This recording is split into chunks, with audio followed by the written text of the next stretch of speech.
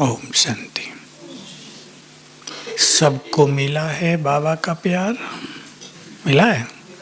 ज़्यादा कम? ज़्यादा मिला। वाह वाह वाह। बाबा तो प्यार का सागर है, उसके पास तो प्यार की कमी नहीं है। सागर से कितना भी ले लो, सागर फिर भी सागर। लेकिन आत्माएं लेती नंबर बार हैं। किस आधार पे प्यार मिलता है, पहले ही बातें निकालेंगे और फिर सबसे प्यार रखना। जो बाबा ने कहा, जैसे बाप तुम सबसे प्यार रखता है, फॉलो फादर करो। क्या क्या करें उसके लिए, क्योंकि सबसे प्यार माना, सबसे प्यार माना ज्ञान की संपूर्ण प्रकाष्ठा। प्यार को तोड़ने वाली चीजें तो 100 हैं, लेकिन ज्ञान जब फुल है हमारे पास तो हम उन चीजों को हटाकर आत्मिक प्यार पैदा कर लेते हैं अपने चित्त में। तो बाबा का प्यार किस आधार से मिलता है, बोलो? संबंध किसका कितना है बाबा से, ये बात बहुत अच्छी है। प्यार संबंधों में ही हुआ करता है। कितना गहरा नाता है। ऐसे तो भगत भी कहते हैं माता पिता, लेकिन उनका नाता नहीं है। हमारा कितना गहरा नाता है, इस पे सब कुछ निर्भर करता है। और फटाफट बोलो, इतनी देर नहीं लगानी। प्योरिटी के आधार पर। बहुत अच्छी बात है ये भी। प्योर आत्माएं बाबा को आकर्षित करती हैं आज्ञाकारी होने पर। बिल्कुल अच्छी बात। लौकिक में भी बच्चे जितने आज्ञाकारी हैं, माँ बाप के प्यारे हैं। और बोलो, सच्चाई सफाई, जो बाबा की मुख्य बात रहती है। जहाँ सच्चाई है, बुद्धि की सफाई है, बाबा को वो आत्माएं बहुत प्रिय हैं। लेकिन पहली बात अभी तक कोई नहीं बोल रहा।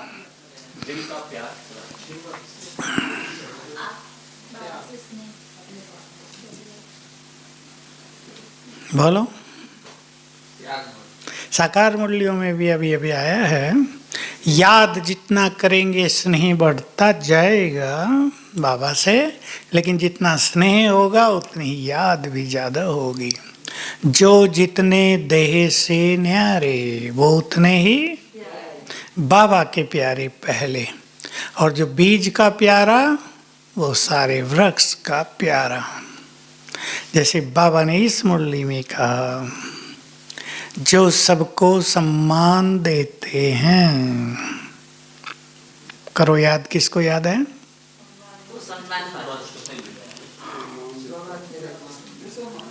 थोड़ी बड़ी बात है वो तो, ये तो छोटी सी हुई। बोलो चिमन, याद आ रहा कुछ? तुम्हें तो सबसे ज्यादा ठंड लग रही है आज। जो सबको सम्मान देते हैं, पूरा कल्प सम्मान के पात्र बन जाते हैं। सम्मान देंगी आत्माएं। सतयुग त्रेता में भी, द्वापर में इष्ट देव देवियों के रूप में, संबंधों में भी सम्मान मिलेगा। भारत की तो परंपरा ये थी ना, बहुत सम्मान था यहाँ। पिछले 50-60 सालों में ही तो खत्म हुआ। नहीं तो यहाँ तो बहुत सम्मान। बड़े ने कह दिया, छोटों को मानना है, अलग ही बात थी। बड़े बैठे हैं, छोटे बैठेंगे नहीं जब तक वो ना कहें। कितनी जबरदस्त मर्यादाएं थी हमारे देश में। और प्यार किसे मिलेगा भगवान का? जो सबको प्यार करेंगे। बाबा की इसी मुरली में एक गहरी बात ये भी है, जिनका बाप से प्यार होगा। हम सब तो कहते हैं हमारा बहुत प्यार है, लेकिन जिनका बाप से प्यार होगा, उनका परिवार से भी प्यार होगा। ये गहरी बातें हैं। कभी बाबा ने एक और सुंदर बात कही थी, ओम शांति भवन की बात है ये। कई बच्चे कहते हैं बाबा से हम बहुत प्यार करते हैं, दिल खोल के दिखाएं तो बाबा ही दिखाई देगा, लेकिन परिवार अच्छा नहीं है, वो तंग करते हैं हमें। तो बाबा ने क्या कहा होगा, ये बड़े कड़े शब्द भी हैं भगवान के। अगर परिवार से प्यार नहीं तो बाप तुम्हारे प्यार को स्वीकार नहीं करते। जैसे लौकिक में कोई बच्चा माँ से तो बड़ा प्यार करता हो, लेकिन आपस में लड़ाई करते हो तो अच्छा लगता है माँ को? माँ पहले चाहती है तुम्हारा आपस में प्यार हो। ये केस आजकल बहुत चल रहे हैं, मेरे पास भी आया एक छोटे बच्चे हैं दो, एक लड़का एक लड़की, 12-13 साल के। लड़की भाई से बात ही नहीं करती, नाराज है पूरी तरह, क्या बुरी तरह, देखना नहीं चाहती उसको। क्या करूं मैं इनके लिए, मुझे बड़ा भारी लगता है। माँ को तो लगेगा ना, 2 बच्चे, उन्हें खेल कूद करना चाहिए। क्यों है ये सब? ये कर्मों का खेल है। जो कुछ उसने उसके लिए किया ना, वो उसको स्मृति में है, नेचुरल है। अब लड़के ने उस आत्मा को कष्ट दिया है तो उसके मन में एक नफरत की फीलिंग है, पूर्व जन्मों से चली आ रही। उसको देखने को, उसने माँ ने बताया, उसको देखने को मन नहीं करता उसका। ये स्थिति इसलिए बनती है। तो हमें बाबा से बहुत प्यार करना है और महान आत्माओं से भी बहुत प्यार रखना है।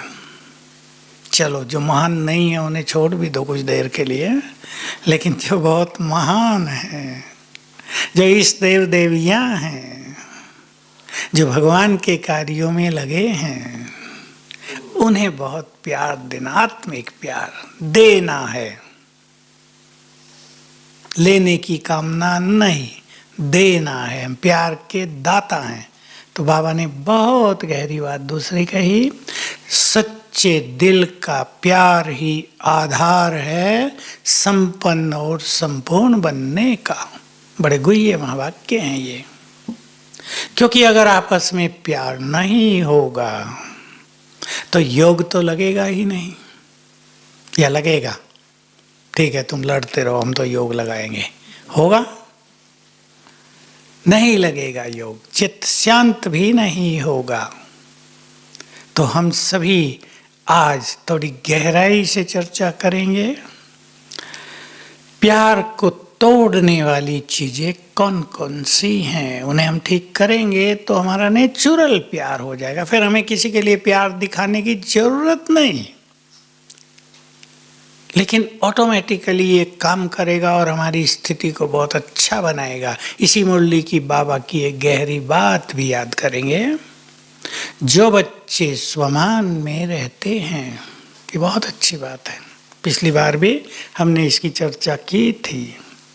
जो बच्चे स्वमान में रहते हैं उनकी नज़र दूसरों की विशेषताओं पर जाती है, इसलिए वो स्नेह स्वरूप रहते हैं। कभी बाबा ने कहा था, ये बात मुझे याद आई अभी, हमारे यहाँ बाबा के समय एक थे, उनको गुस्सा बहुत आता था। अब नहीं है, वो रोटी में भी आते थे तो गुस्सा बहुत आता था। तो बाबा से मिले सब, हिस्ट्री हॉल ही था, बिल्कुल ये भी हॉल नहीं था। तो उसने बाबा को कहा कि बाबा मुझे गुस्सा बहुत आता है। हैं? यही होगा, बहुत पहले सरदार जी तो बूढ़े। हाँ, तो रियलाइज होता था उसको कि गुस्सा आना नहीं चाहिए, भी अच्छी बात होती है ना, किसी को फील हो कि भाई ये कमी है। तो बाबा मैं क्या करूं? तो बाबा ने कहा, देखो बाप सुख स्वरूप रहता है हमेशा, क्योंकि बच्चों की संपूर्ण स्थिति को देखता है। और बच्चे दुख स्वरूप क्यों हो जाते हैं? क्योंकि वर्तमान को देखते हैं। ये पहली गहरी बात मुझे याद रहती मिली थी। बाबा हमेशा संपूर्ण स्वरूप को देखता है हर एक के। तो उसे लगता है ना ये कितनी महान आत्माएं हैं, और हम वर्तमान की कमियों को देख लेते हैं। तो जब हम स्वमान में रहते हैं, पीछे भी हमने चर्चा की थी, मैं फिर करता हूँ, पीछे क्या की थी वो पता नहीं है। स्वमान में रहने से हमें अपनी महानताओं का आभास बहुत होता है, तब दूसरों की महानताओं का भी रियलाइजेशन होता है, मुझे स्वीकार कर लेते हैं कि हमारे संगठन में सभी महान आत्माएं हैं या नहीं? बोलो। जितनी महान आत्माओं का संगठन हमारा है, क्या संसार में और किसी का है? सत्य बात है ना। देखो 2-3 साल पहले वो एक स्पीकर ने भी कहा था, अब तो सरकार में बड़ी पोस्ट पर है, पत्रकार वेद प्रकाश वैदिक, छोटे से कद के, काले काले कपड़े पहन के किचन में भी आ गए नीचे। तो मिलते जुलते आर्य समाज ही रहा है, तो हम लोगों से खूब अच्छी तरह मिल रहे थे। उसने अपने भाषण में कहा, हालांकि उस कॉन्फ्रेंस में 6-7 हज़ार लोग ही थे, पर उसने कहा मैंने अपनी जिंदगी में ऐसी कोई सभा नहीं देखी जहाँ 25,000 ब्रह्मचारी बैठे हों। लिखी भी होगी उसने, वो तो संपादक रहा बड़े अखबारों का, जो दिल्ली के बड़े अखबार है ना, नवभारत टाइम्स और क्या क्या है। और यही व्यक्ति पाकिस्तान में आतंकवादी से मिलने चला गया था, तब बड़ा प्रसिद्ध हुआ ये। क्यों गए? सरकार ने विरोध किया था। कहा मैं इंटरव्यू लेने गया था, हमें अधिकार है। तो हमारे यहाँ आया, ये बात देख के बहुत खुश हुआ। मैंने समझा इसने सब कुछ गहराई से देखा है अपने यहाँ के। ये नहीं भाई सब बहुत अच्छा बहुत अच्छा बहुत अच्छा, खाना बहुत अच्छा, प्यार बहुत अच्छा, आपकी व्यवस्था बहुत अच्छी, ये तो सभी देखते हैं। लेकिन इस व्यक्ति ने हमारी जो डीप फिलॉसफी है उसको देखा है अच्छी तरह से। नहीं तो वो संपादक रहा इतने बड़े अखबारों का, वो अच्छा विद्वान व्यक्ति और आर्य समाज का बहुत प्रसिद्ध व्यक्ति। तो देखो ऐसी महान आत्माओं की सभा संसार में कहीं नहीं हो सकती। तो इनके लिए अगर हमारी घृणा की दृष्टि रहेगी तो हम प्यार किसे देंगे? सोचने की बात है। और महान आत्माओं में प्यार का वातावरण क्या करेगा? ठीक बोल रहे, और बोलो। महान आत्माओं में आपसी प्यार का वातावरण, वाइब्रेशंस क्या करेगा दुनिया में? प्यार की गंगा बहाएगा, सबको आकर्षित करेगा। देवकुल की आत्माएं तो प्यार ढूंढ रही हैं, सब आ जाएंगे भाग भाग कर। तो हम आज अपने मन को तैयार करें। हम एक ऐसे परिवार में हैं जहाँ हर व्यक्ति इष्ट देव इष्ट देवी है, भगवान का परिवार, महान आत्माओं का परिवार। तो कौन सी चीजें हैं जो प्यार को कम कर देती हैं, उन्हें हम हटाएंगे। अवगुणी दृष्टि, मैं बता रहा हूं, आप शुरू करेंगे सोचना। अवगुणी दृष्टि।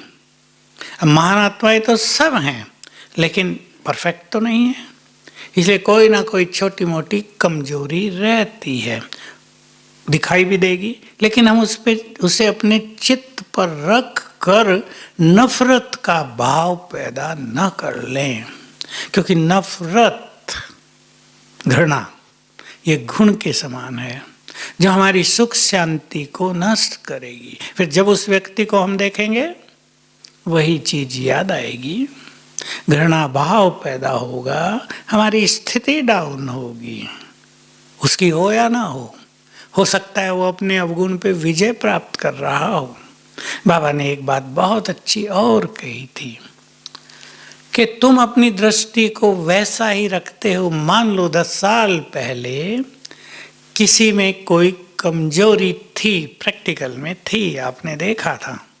अब 10 साल बाद फिर मिले हो आप, बाहर से आई थी वो सब आत्माएं, 10 साल बाद फिर मिले हो तो क्या याद आएगा? वही। तो बाबा ने कहा 10 साल में हो सकता है उसने उस कमजोरी को पूरी तरह नष्ट कर दिया हो। तो अपनी दृष्टि को बदलते चलें। और कौन सी चीज हमारे अंदर प्यार को कम करती है? हाँ, दूसरे से कोई गलती हो जाए तो भी सबकी ऐसी दृष्टि हो जाती है। और बोलो। अहम भावना, अगर मनुष्य में अहम भावना है तो वो दूसरे को हीन भावना से देखेगा। अहम, इसको छोड़ना बहुत बड़ी चीज़ है हम सब के लिए। और मैं तो ऐसा ही कहता हूँ, और मैंने अपने लिए मान लिया था शुरू से ही कि रूहानी मार्ग पर चलकर अगर कोई अभिमानी रहा तो उसे कुछ विशेष प्राप्तियां नहीं होंगी, उसका जीवन ज्ञान स्वरूप नहीं माना जाएगा। अभिमान को छोड़ना, इस मुरली में भी है, मैं भी नहीं, मेरा भी नहीं। सबसे सूक्ष्म धारणाएं ज्ञानी और योगियों की यही हैं। तो हम दूसरों को देखते हैं, हमें ऐसी वैसी कुछ दिखाई देती हैं चीज़ें, तो प्यार भाव कम हो जाता है हमारे अहम भाव के कारण। अहंकारी व्यक्ति के लिए एक बहुत अच्छी बात कही गई है दुनिया में भी। अहंकारी व्यक्ति अपने को सबसे बड़ा मानता है, पर दूसरों की नज़रों में वो सबसे छोटा होता है। अपने अभिमान को पहचानना कैसे होगा? स्वमान से। जब हम स्वमान में रहते हैं, देखो बाबा ने दोनों बात इस मुरली में भी कही, स्वमान से अभिमान जाता है और सम्मान मिलता है, याद है ना? तो स्वमान से अभिमान जाता भी है और अपने अभिमान की रियलाइजेशन भी होती है, महसूसता भी होती है। तो हम इस अभिमान से मुक्त होकर सबको स्नेह की दृष्टि दें। और बताओ क्यों प्यार खत्म होता है? नीचे गिराने की भावना, ईर्ष्या की भावना, ये भी हमारे प्यार को कम करती है। और बोलो बहने, बोले अब हैं? स्वार्थी होना, हमारी बात नहीं मानी तो स्वार्थ पूरा नहीं हुआ तो प्यार कम हो जाता है। हम सबके पास यहाँ सेवाएं हैं यज्ञ में, हमें किसी डिपार्टमेंट की जिम्मेदारी दी गई है। क्या कर्तव्य है हमारा? क्या जिम्मेदारी है वो? बोलो। सबको संतुष्ट करना। अब मैं एक उदाहरण देता हूँ। उदाहरण ऐसे व्यक्तियों का देता हूँ जो बुरा नहीं मानेंगे, हालांकि वो ऐसा नहीं करते। मान लो बिजली डिपार्टमेंट है, अभी आपको एक बल्ब की ज़रूरत है।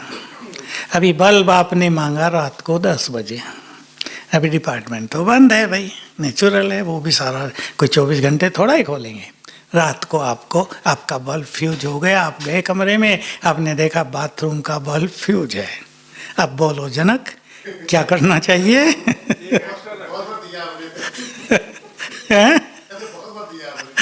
नहीं, अब मैं वो उदाहरण नहीं दे रहा हूँ। नहीं, मान लो एक्स्ट्रा नहीं है, मोमबत्ती से काम चला। अब वो गया है कि भाई मेरा बल्ब बाथरूम का फ्यूज हो गया, दे दो। वो कहते हैं बिल्कुल नहीं, ये कोई टाइम है? टाइम भी नहीं देखते, कभी भी याद धमकते हैं। अब क्या होगा? इसका प्यार कम हो जाएगा और ये क्या सोचेगा, अच्छा मिलने दो मुझे मौका।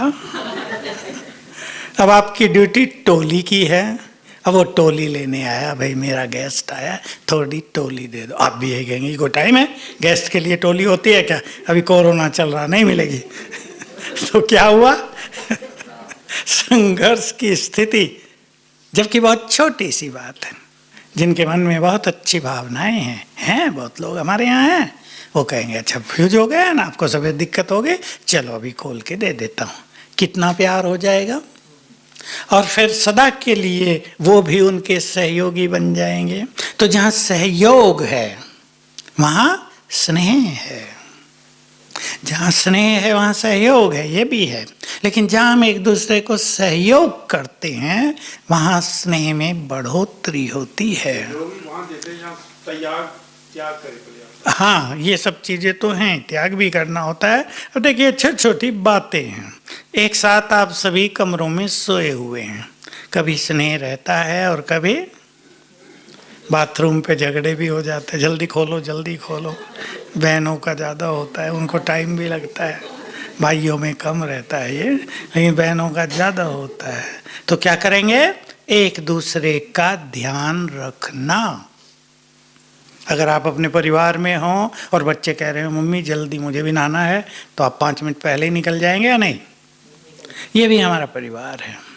दूसरों का ध्यान रखने से भी स्नेह बढ़ता है। तो हम अपनी वृत्ति को चेक करें। अब थोड़ी और अच्छी बात देख लें। हम पूर्वज हैं, बड़े हैं। अगर हम ये वृत्ति बनाते चलें तो सभी आत्माओं के लिए, सभी धर्मों की आत्माओं के लिए, चाहे वो कैसी भी हैं, हमारा प्यार रहेगा। मुझे याद है बाबा ने एक बार हम लोगों का कान पकड़ा था। मैं सोचता हूँ मेरा पकड़ा था क्या? कुछ लोगों ने भारत में हंगामा किया था। थोड़ा होता रहता है ना, लड़ाई झगड़ा करते रहते हैं, तो उनके प्रति सभी की नफरत की फीलिंग। मैंने भी बोला कुछ, बैठते हैं ना आपस में सब, बड़े गंदे लोग हैं, बड़े निर्दयी हैं ये सब। तो बाबा आए, अव्यक्त बाबा, यहीं हॉल में। तो बाबा ने कहा तुम पूर्वज हो, तुम किसी के लिए नफरत नहीं रख सकते। भाई वो लोग हैं ही गंदे, मार काट ज़्यादा करते हैं। आ जाता है ना भावना। एक जगह मैं एक बहुत बड़ी फैक्ट्री में गया, प्रोग्राम चल रहा था केवल ऑफिसर्स और मैनेजर्स का। तो जो उनका डायरेक्टर था ना, एग्जीक्यूटिव डायरेक्टर हेड होता है, उसने कहा मुझे एक प्रश्न है। क्या भाई? बोलो। कि जब मैं सुनता हूँ ना पाकिस्तान में इतने लोग मर गए तो बड़ा खुश होता हूँ। अब मैं अपनी इस भावना को ख़त्म करना चाहता हूँ, क्या करूँ? हमारे पास तो सहज उत्तर है भाई, सबके लिए आत्मिक दृष्टि रखो। कोई किसी भी धर्म का है, सब आत्माएं हैं। और अब तो सभी तमो प्रधान स्थिति में पहुंच गए हैं ना, बिल्कुल नीचे की स्थिति पर पहुंचे हैं। तो सब में सारे विकार भर गए हैं, चाहे क्रोध हो, हिंसा हो, ये सब भर गया है। और ये सभी उनके लिए विनाशकारी सिद्ध होंगे, क्योंकि मनुष्य सहनशील नहीं रहा है।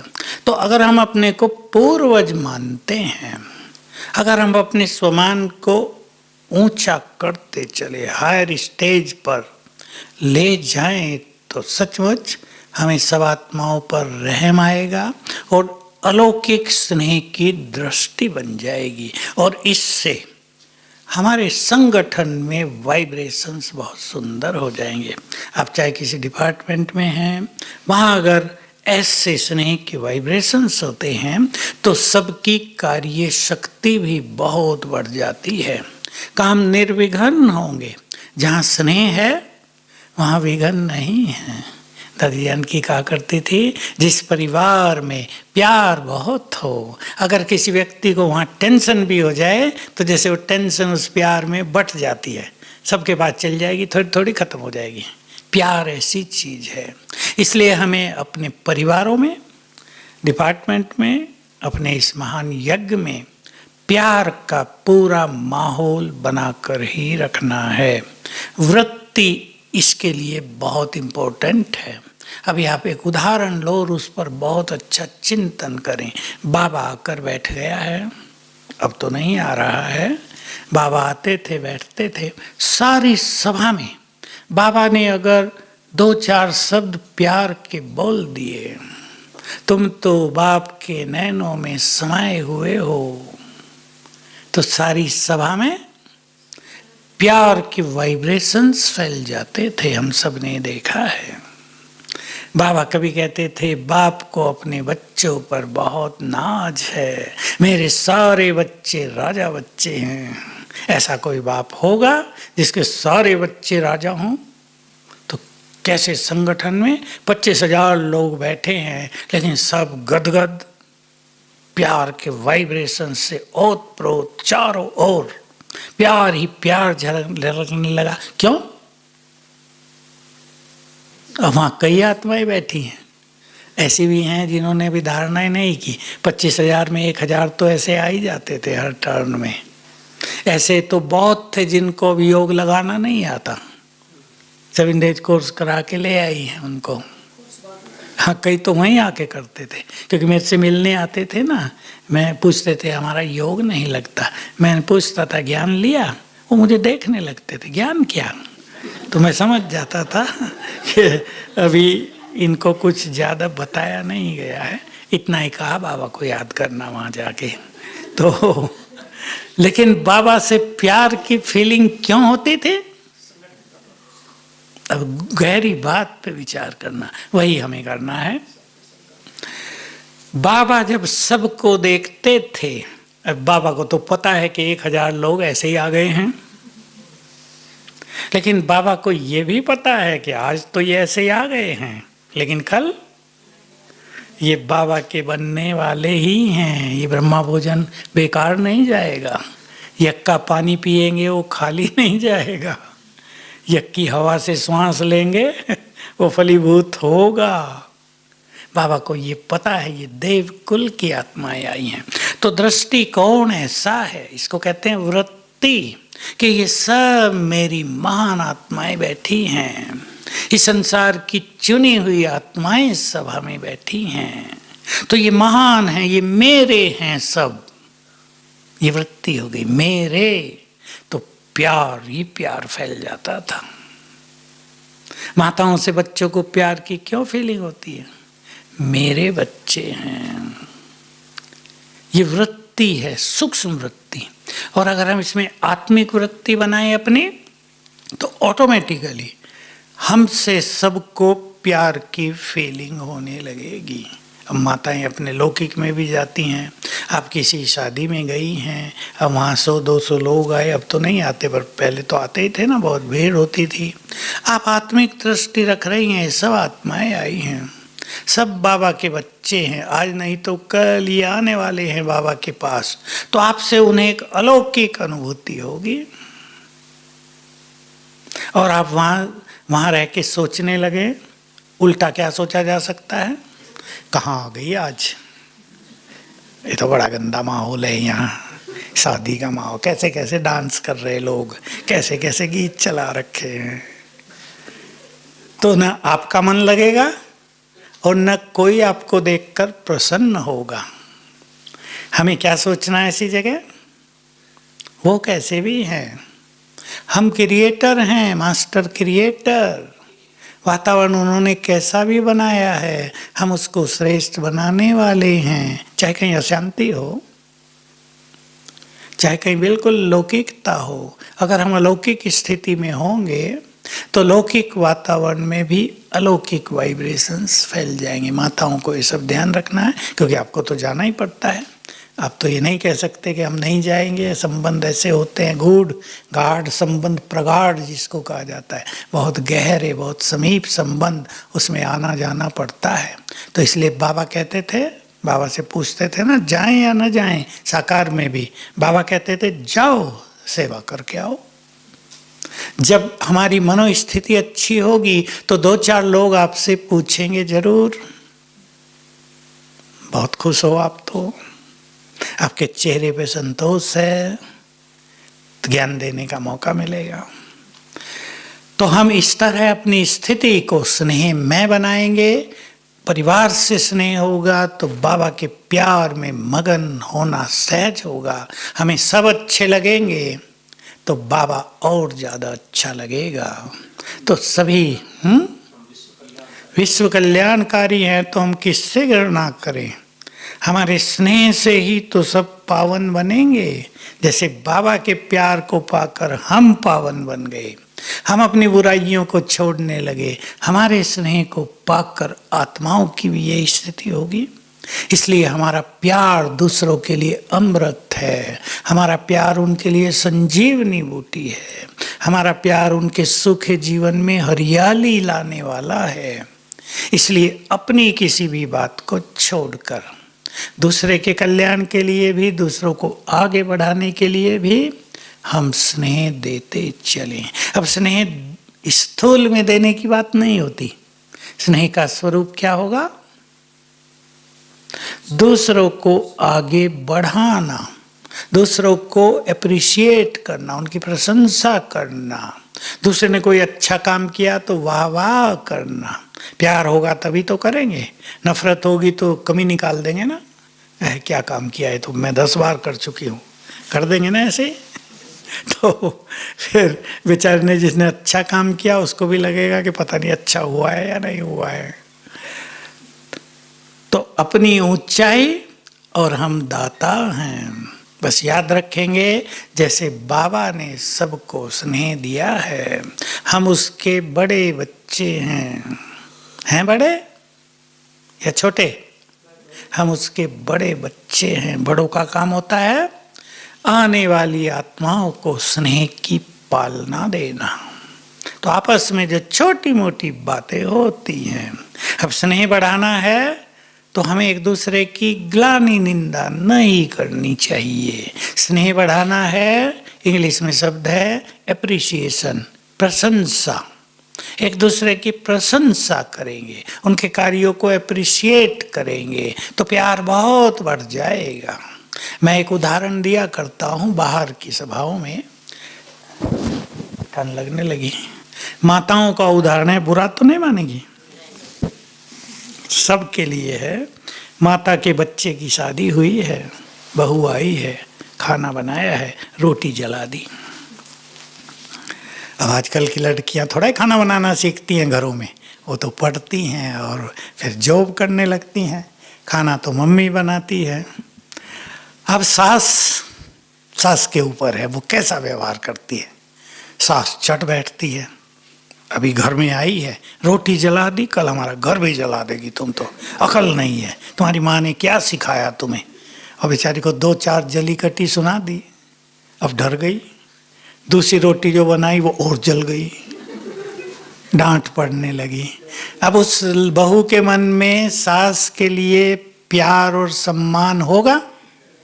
पहले दिन से कड़वाहट शुरू हो गई, जो जीवन भर चलेगी। देखो बीज हैं ये, बाबा ने भी कहा ना, ज्ञान बीज है लेकिन स्नेह पानी है। पानी न दिया जाए बीज को सूख जाएगा ना।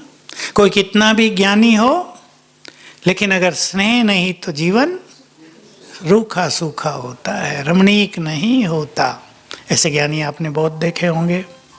अभी दूसरा केस इसी में, बहू आई, रोटी बनाई, जल गई। सास ने कहा कोई बात नहीं, जली हुई मैं खाऊंगी, दूसरी बनाओ, ऐसे बनाना।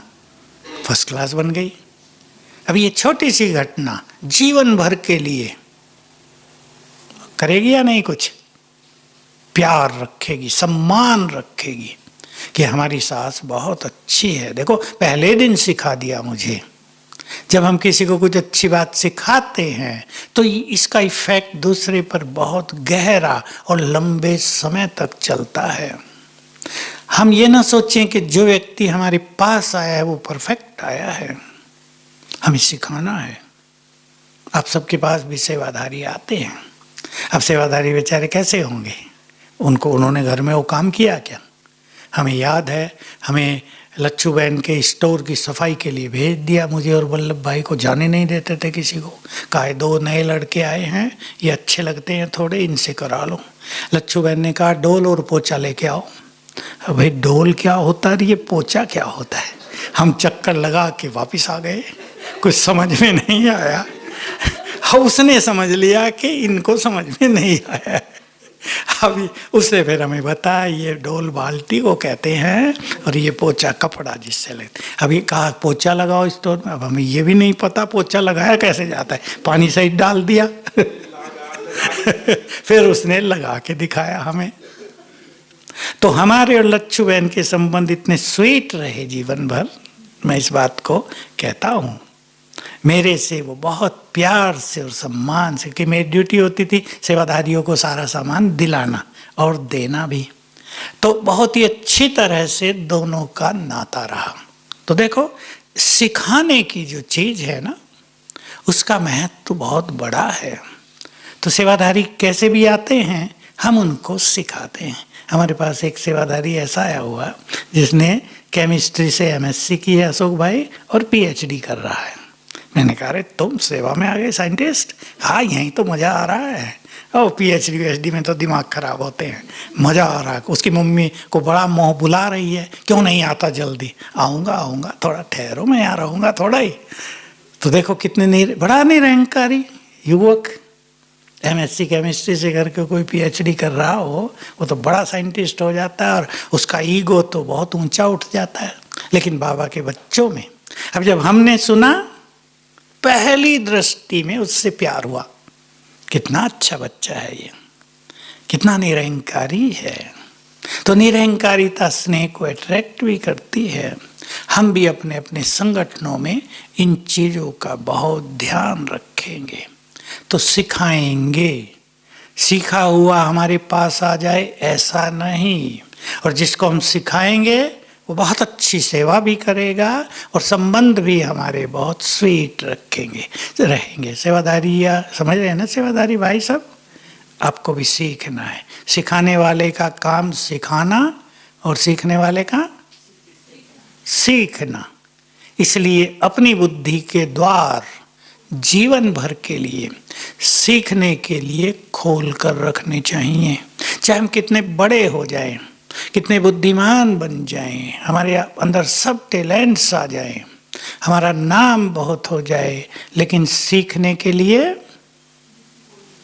सीखना तो सदा ही है। तो सागर की तरह है, जीवन भर दूसरों से, छोटों से भी अच्छी बातें सीखी जाएं, सीखी जा सकती हैं। कोई छोटा भी हमसे अधिक होशियार हो सकता है, हमसे अधिक बुद्धिमान हो सकता है, होते ही हैं, होते हैं। हम तो देखते हैं, हमारे पास तो ऐसे ऐसे लोग आ गए, बीटेक करके, नौकरी करके 5-7 साल समर्पित हो गए। मैंने सोचा भी ये किया हुआ है, 2 आ गए। भाषण हो रहा था, भाषण प्रतियोगिता वहाँ रखते हैं, तो परिचय दिया, वे बीटेक किए हैं, कि किचन में सेवा करने समर्पित हो गए। हाँ, क्या है दुनिया में, डिग्री ले ली, ठीक है बस। और निरहंकारी पूरे, झाड़ू पोछा भी लगा रहे हैं। अब पोछा आजकल तो हम नहीं कहते, आजकल तो वाइपर है ना, वाइपर से सब धुलाई आदि करते हैं। तो इससे स्नेह पैदा होता है। तो सभी ये सीख लें, अपने अपने परिवारों में, अपनी टीम में हमें स्नेह का माहौल बनाकर रखना है। और अगर छोटी मोटी बात हो भी जाए, हो जाएंगे ना, ऐसा तो नहीं है ना कि कुछ भी नहीं होगा, तो उसको घृणा और नफरत या मनमुटाव में न बदलने दें। इतना हम ध्यान रखेंगे तो जीवन भर जहाँ भी रहेंगे, युवक बैठे हैं बहुत, जहाँ भी आप रहेंगे स्नेह के क्रिएटर बन जाएंगे, स्नेह मांगने वाले नहीं, स्नेह के दाता बन जाएंगे। और इससे टीम में बहुत स्पिरिट रहेगी। ये टीम स्पिरिट बढ़ाने के बहुत अच्छे तरीके हैं। आप में से कोई आगे चल के मैनेजर बने, एप्रिसिएशन, मोटिवेशन, इन चीज़ों का ध्यान रखेंगे। इनसे हमारी टीम बहुत पावरफुल हो जाती है और कार्य बड़े बड़े भी सहज हो जाते हैं। ओम शांति।